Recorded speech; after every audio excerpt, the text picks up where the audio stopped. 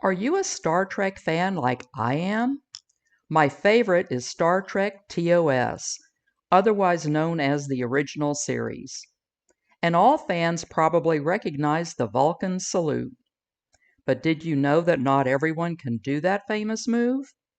Let's take a look at this iconic gesture, at least to us Star Trek fans.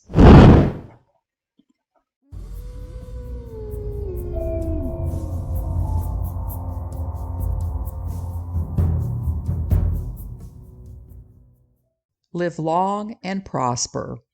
Star Trek fans are well aware of that phrase, which appeared on Star Trek TOS. The gesture was first started by Leonard Nimoy, which he learned from a Jewish blessing ritual. The ritual is normally done with both hands, not just one. However, not everyone can do that hand gesture. Zachary Quinto had to have his fingers taped together to do the Vulcan salute when he played Spock on the 2009 movie reboot with a new cast. A similar problem occurs with piano students. When you play the piano, fingers are supposed to work independently, and that can be an issue. That's why piano teachers give their students exercises to help with this. The problem usually revolves around the ring finger. But why can some people do the Vulcan salute while others can't? Are some of us not meant to live long and prosper? One reason is the structure of your hand. Let's take a look at how your fingers move by trying a few things.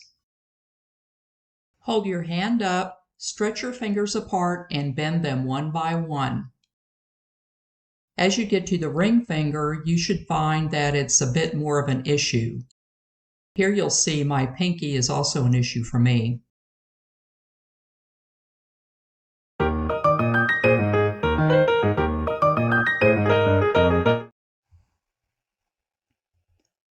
Here I have my old wrinkled hand flat on the table. Now I'm bending my middle finger. I really am trying to lift my ring finger. I really am. My pinky goes up more than my ring finger does. I didn't video this one, since I'm not sure if YouTube will find part of it offensive. Hold your hand up and make a fist. Try sticking each finger up on its own. You might not want to do this with your middle finger in a public place. Anyway, notice that it's harder to do this with some fingers than others. Let's take a look at the structure of the hand and why it affects your ability to be the next Mr. Spock. Your thumb is the most flexible because it has independent muscles attached, plus some little muscles at the base. The muscles in the back of the hand and forearm are also involved in the movement of the thumb. The thumb also has its own tendon.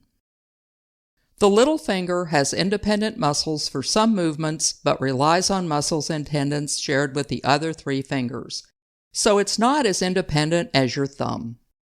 All four fingers are flexed by muscles in the forearm called the long flexors.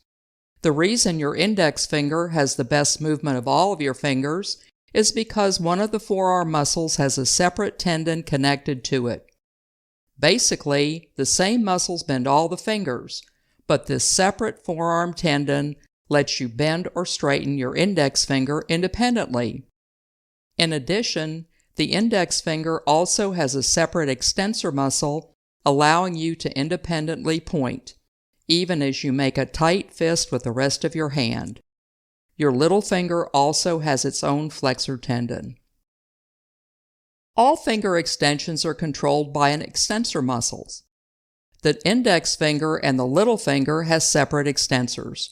Because of this, those two fingers can operate more independently when you try to extend them, compared to the middle finger and the ring finger, giving you another way of saying I love you.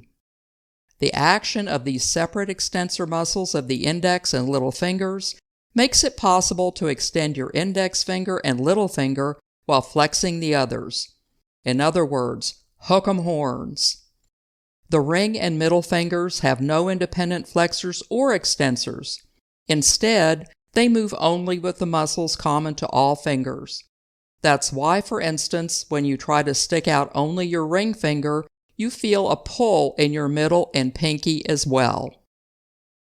So if both the ring finger and middle finger use the same set of muscles, why then is the ring finger harder to move? It has nothing to do with being married and cutting off your circulation. However, it might have something to do with your brain. Before you say anything, this really isn't an insult. Another issue is the communication between your hands and your brain. The fingers are connected to the brain through two nerves. The radial nerve connects with the thumb, index finger, and one side of the middle finger, while the ulnar nerve connects with the little finger, ring finger, and the other side of the middle finger. This branching between radial and ulnar nerves causes the fingers to be dependent on each other for movement. Because the nerves for the ring and pinky finger are intertwined, it becomes harder to move each of these fingers separately. The same thing happens between the ring and middle finger. However, your middle finger moves much more easily because it's getting two sets of signals. This combination of both these muscles and nerves is why it's so hard to move the ring finger on its own. So basically, when you try to do the Vulcan salute, you're asking your hand to do something that it wasn't designed to do. The Vulcan salute requires some control of the ring finger independent of the middle finger. People have different abilities to control the movement of their fingers, some which are learned and some which are natural. There are some people that have independent extensor muscles for the middle and ring fingers. About 1 in 20 people have an independent extensor for the middle finger. Finding someone who has an independent ring finger extensor muscle is not common, but if you're lucky enough to find someone who can keep their ring finger straight while they flex their pinky, you may have found that person. I'm really not sure if that will make them famous, though. The combination of muscles and nerves working together explains how people move the middle and ring fingers. So here come those piano exercises that your piano teacher has you do for finger independence. I couldn't find any live long and prosper exercises. So my question is, do piano players have an easier time doing the Vulcan salute? Why can I do it with one hand and not the other? What do you think? Let me know in the comments.